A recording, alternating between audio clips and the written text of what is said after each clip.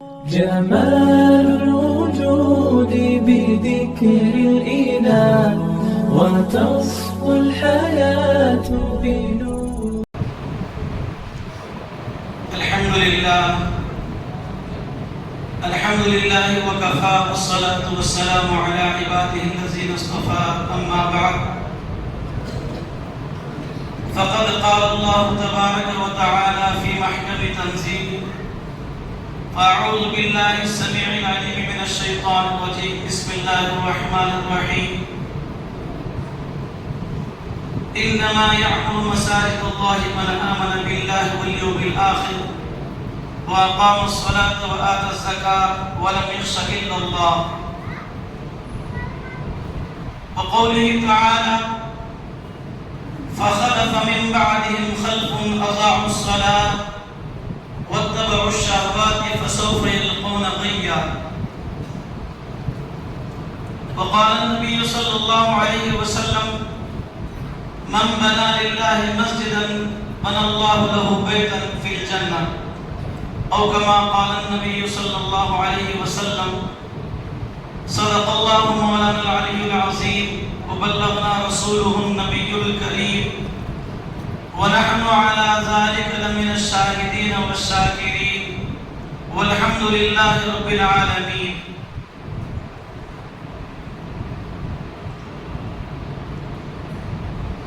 حضرات علماء کرام، بزرگان دین اور نوجوان ساتھیوں، اللہ جل جلالہ و عم نوالہ کا بہت بڑا کرم ہوا، انعام ہوا، احسان ہوا کہ اللہ تبارک و تعالی نے ہم تمام اللہ کے پاک گھر کے اندر مبارک اور پاکیزہ جگہ پر بیٹھنے کی توفیق عنایت فرمائی. اللہ پاک ہمیں اس بات پر شکر کرنا چاہیے. ابھی مفتی الطاف صاحب نے جو ہے بڑے زور کے ساتھ جو ہے ماشاءاللہ بڑے اچھے انداز میں آپ حضرات کے سامنے بیان فرما رہے تھے. بڑی پتے کی بات اور بڑی اچھی بات سے آپ نے شروعات کی تھی. پہلے ہی جملے سے جو ہے دل اس بات پر خوش ہوا کہ انہوں نے ہمارے سامنے اس بات کا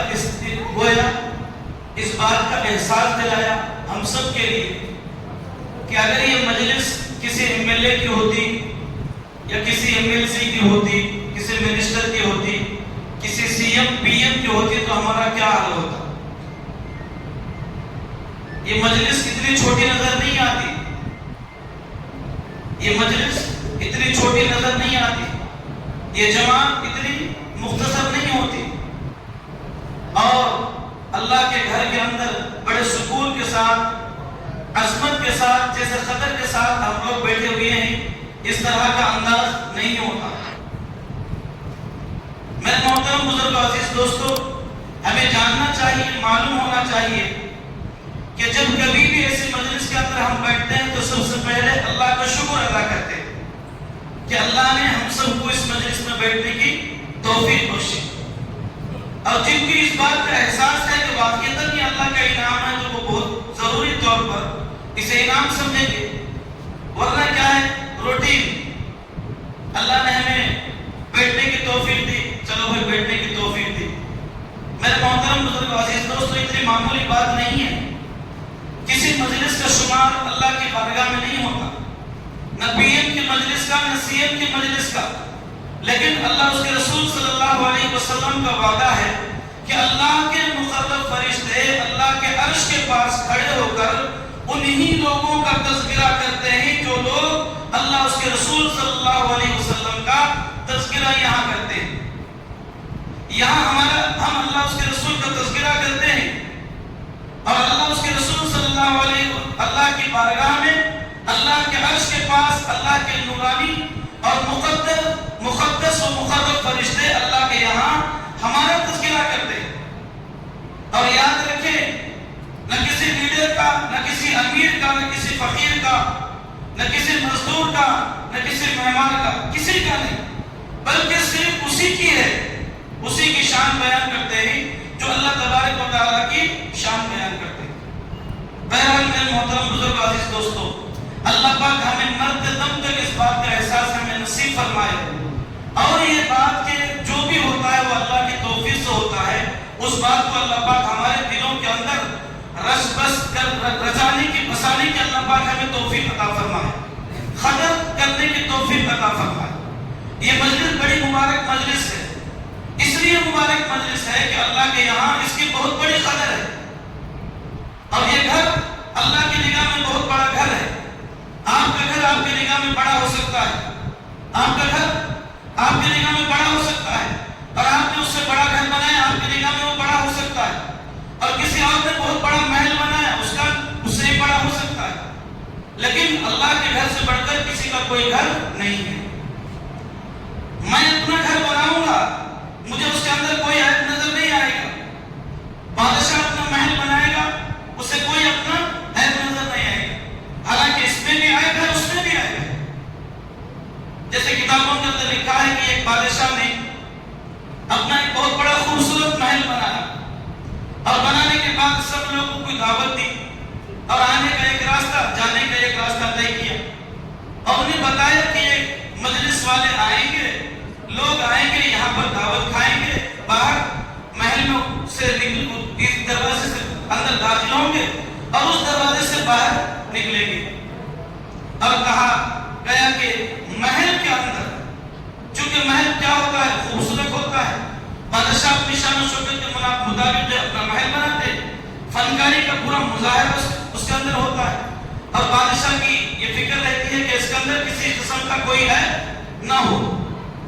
بادشاہ نے محل تیار کیا، لوگوں کی دعوت کی، اور آنے جانے کا راستہ طے کیا، داخل ہونے والے داخل ہو گئے، ہر کوئی آدمی دیکھتا، کوئی دیوار پر، کوئی کھڑکی پر، کوئی اس کے نشو نگار پر، کوئی اس کے خمے اور لیٹوں کے اوپر، کوئی اس کے اجالے پر، کوئی کھڑکیوں کے اوپر، ہر کوئی آتا اپنی اپنی تعریف کر کے چلا جاتا۔ ایک اللہ والا آدمی، ایک فقیر جیسا انسان، جسے عام طور پر لوگ جو ہے اس کے ظاہری حالت کو دیکھ کر، اس کے لباس کو دیکھ کر اس کی طرف توجہ کرتے نہ کرتے جو اسے چھوڑ کر چلے جاتے تھے، وہ ہر جگہ پر جا کر ادھر ہاتھ لگا کر دیکھتا، اپنے جو ہے بے بسی کا اظہار کرتا، یہاں ہاتھ لگاتا، اس کے اوپر جو ہے اپنی بے چینی کا اظہار کرتا۔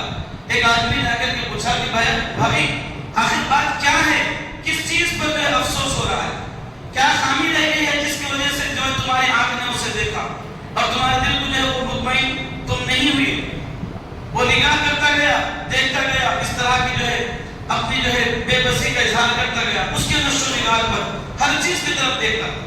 پکڑنے والے نے پکڑ کر پوچھا تو اس نے کہا کہ جو ہے اس کے اندر میں نے عیب پائے ہیں، عیب۔ کہا کہ اس فقیر کو کھینچ کر بادشاہ کے دربار میں لے جاؤ، کہ جتنے لوگ آئے، ایسے ایسے لوگ آئے، فنکار آئے، ماہرین آئے، سب آئے، اور سب نے دیکھا، کسی نے اس کے اندر کوئی عیب نہ نکالے، اور اس فقیر کو عیب نظر آ گیا۔ ہونا تو یہ چاہیے تھا کہ کھانا کھا کر ہاتھ دھوتا چلے جاتا کہیں کونے میں بیٹھ کر۔ اب بادشاہ کے سامنے لایا گیا تو اس نے بڑے افسوس کے ساتھ کہا کہ جہاں بنا میں نے تمہارے گھر کے اندر دو بڑے عیب دیکھے۔ کیا کہا؟ دو بڑے عیب دیکھے۔ بادشاہ تعجب سے پوچھا کہ بتاؤ عیب کیا ہے؟ کہا کہ جہاں بنا اس کا پہلا تو عیب یہ ہے کہ یہ محل دن گر جائے گا۔ اس کا پہلا عیب یہ ہے کہ یہ جو محل بنایا گیا یہ محل دن گر جائے گا، اور دوسرا عیب یہ ہے کہ اس محل کا بنانے والا مر جائے گا۔ یہ دو عیب میں نے دیکھے۔ بادشاہ حیران پریشان ہوا، اور اس کی باتوں سے، ان باتوں سے اتنی نصیحت اسے حاصل ہو گئی، اتنی نصیحت حاصل ہو گئی کہ خود اپنی زندگی تبدیل کرنے پر وہ کیا ہو گیا؟ مشغول ہو گیا۔ بزرگان محترم، اللہ کا گھر کیا ہے؟ اللہ تبارک و تعالیٰ کا گھر مبارک ہے۔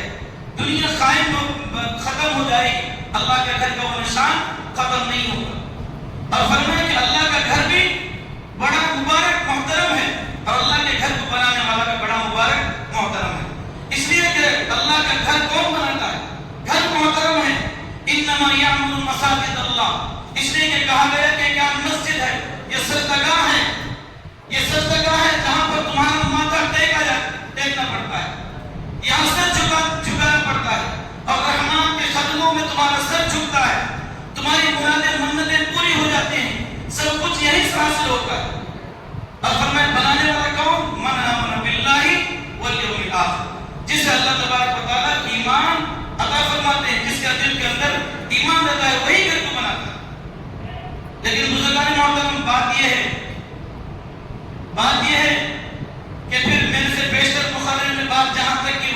جو ہے پھر مجھے واپس آنا پڑے گا کہ مسجد تو بنا دی شب بھر میں ایمان کی حرارت والوں نے، من اپنا پرانا پاپی ہے برسوں میں نمازی بن نہ سکا۔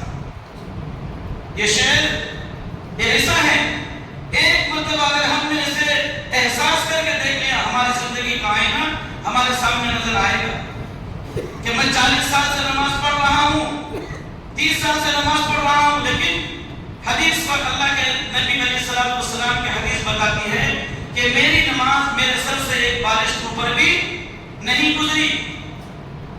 کیوں؟ اس لیے کہ نماز کو ہم نے نماز کی طرح سیکھا نہیں، نماز کو ہم نے نماز کی طرح سیکھا نہیں۔ آپ 10 سال پہلے سے نماز پڑھ رہے تھے، 20 سال پہلے سے نماز پڑھ رہے تھے، وہی جو پہلی مرتبہ جماعت میں جا کر 10 سورتیں سیکھ کر آئے، الحمدللہ کام اسی سے چلا گیا۔ وہ جو ٹوٹی پھوٹی تسبیح سیکھے تھے کسی کے پاس بیٹھ کر، اسی سے جو کام چل رہا ہے۔ بزرگان محترم، ایسے نماز کا اللہ تبارک و تعالیٰ کے پاس کوئی وزن نہیں ہے۔ اللہ کے پاس وہ نماز پسندیدہ ہے کہ جو نماز، جس نماز کے بارے میں فرمایا گیا ان الصلاۃ تنہی عن الفحشاء والمنکر، یہ مسجد کس لیے بنائی جاتی ہے، اللہ کا گھر کس لیے بنایا جاتا ہے؟ نماز پڑھنے کے لیے۔ اور وہ نماز کیسی نماز ہونا چاہیے؟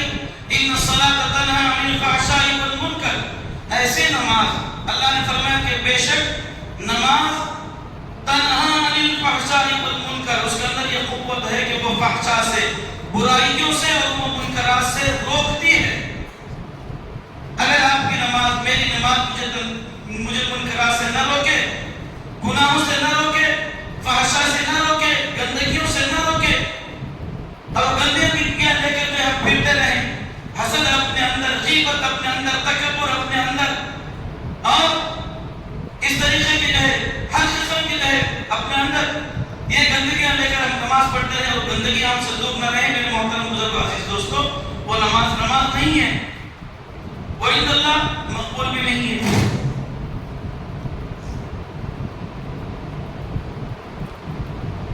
اس لیے میرے محترم بزرگ عزیز دوستو،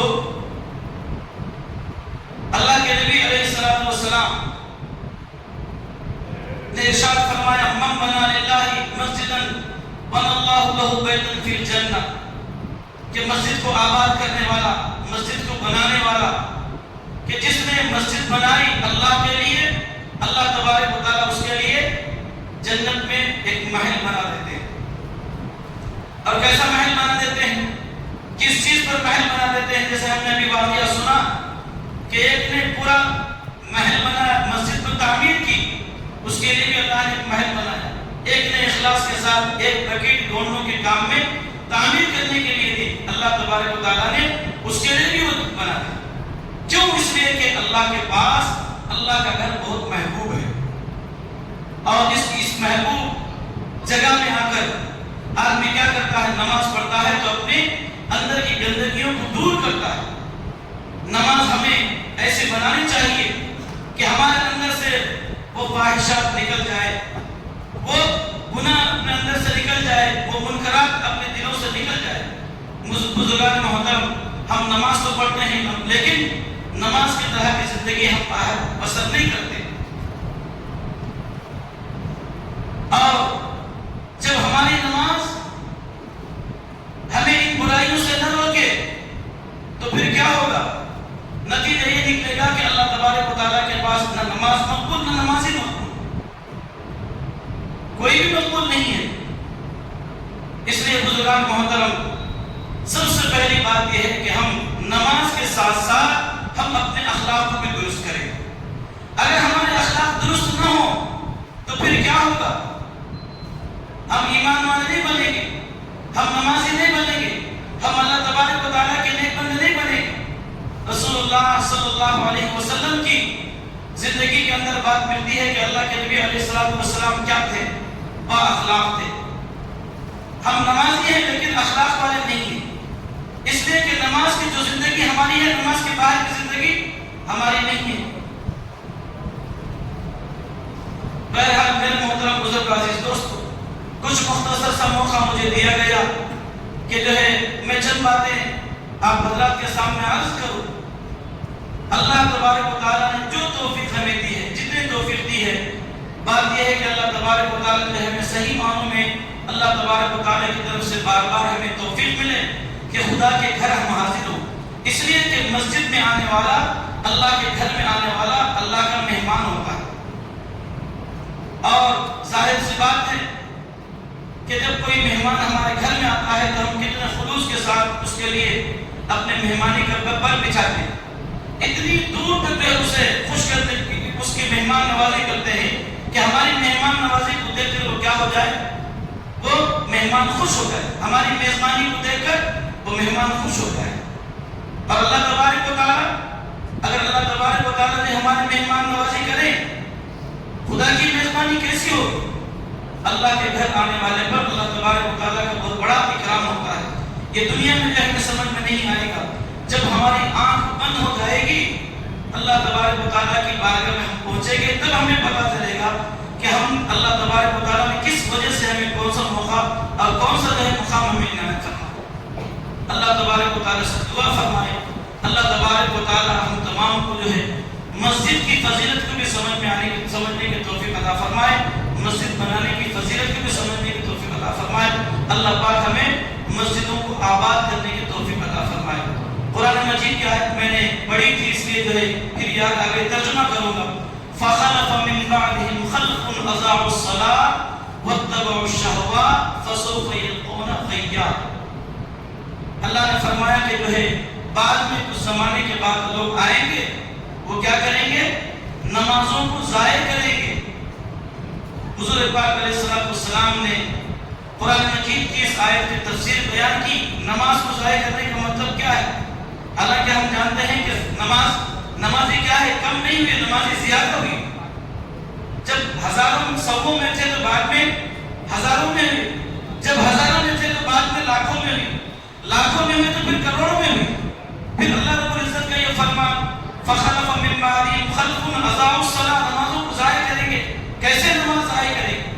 رسول اللہ صلی اللہ علیہ وسلم نے فرمایا تم دیکھو گے کہ سب کے سب بھری رہے گی، لیکن ان میں سے کوئی بھی ایک آدمی کیا نہیں رہے گا، خشوع کے ساتھ، خضوع کے ساتھ نماز ادا کرنے والا ملے گا۔ 10 آدمی نماز پڑھتے تھے، 10 کے 10 مخلص تھے۔ اب 100 آدمی نماز پڑھ رہے ہیں تو 100 میں 10 مخلص نہیں ہیں، 2 مخلص ہیں، فیصد بڑھ گیا لیکن مخلصین کم ہو گئے۔ بزرگان محترم، سب سے پہلی بات یہ ہے کہ ہم نماز سیکھنے کی کوشش کریں۔ یہ نماز سیکھ کر پڑھی جانے والا عمل ہے، بغیر سیکھے کہ نہیں پڑھا جا سکتا۔ اسے جتنا بناؤ گے، جتنا سوارو گے، جیسے مسجد جو ہے سواری ہے، مسجد دی تھی، الگ الگ چیزوں کے ذریعے سے سوارا گیا تو الگ الگ طریقے کا اس کا درجہ قائم کیا گیا۔ رسول اللہ صلی اللہ علیہ وسلم فرماتے ہیں کہ ایک آدمی نماز پڑھتا ہے اسے 27 درجے ملتا ہے، ایک آدمی نماز پڑھتا ہے اسے 25 درجے ملتا ہے، ایک آدمی نماز پڑھتا ہے اسے 1/2 ملتا ہے، ایک آدمی نماز پڑھتا ہے آدھا ثواب ملتا ہے۔ مطلب کیا ہوا؟ الگ الگ نماز تو نہیں، صبح کی نماز، ظہر کی نماز، عصر کی نماز، فرض کی نماز آقا علیہ السلام نے نہیں فرمایا۔ ایک ہی آدمی نے، ایک ہی جماعت نے 10 آدمیوں نے ظہر کی نماز ادا کی، 10 آدمیوں نے الگ الگ اپنے نام پر ثواب درج کروا دیا۔ وجہ کیا ہے؟ وجہ یہ ہے کہ جس کی نماز کے اندر جو خشوع ہوگا اس کی نماز کا وہ احساس ہوگا۔ اب رکعت باندھ کر نماز میں کھڑے ہو کر حساب کر لو، غصے کر لو، فیصلے کر لو، خیالات دوڑاؤ، جو بھی کرو اپنی مرضی، لیکن اللہ اس کے رسول صلی اللہ علیہ وسلم چاہتے ہیں کہ جب بندہ اللہ اکبر کہے، السلام علیکم ورحمۃ اللہ